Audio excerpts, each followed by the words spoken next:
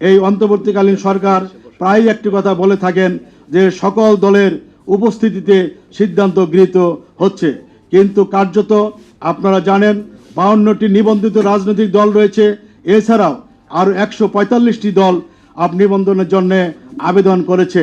হয় যে আমরা দেখি সেই সমস্ত মিটিংগুলোতে গুটি কয়েক দল উপস্থিত হয়, আর এই গুটি কয়েক দলকেই এই অন্তর্বর্তী সরকার বলেন সকল দলের অংশগ্রহণ।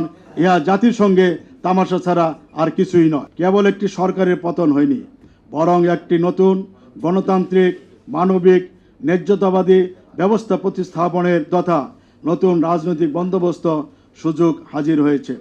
এই সুযোগ আমরা কতটুকু কাজে লাগাতে পারবো তা নির্ভর করছে রাজনৈতিক দল, অন্তর্বর্তীকালীন সরকার, অভ্যুত্থানের পক্ষ এবং জনগণের সম্মিলিত প্রচেষ্টার উপর।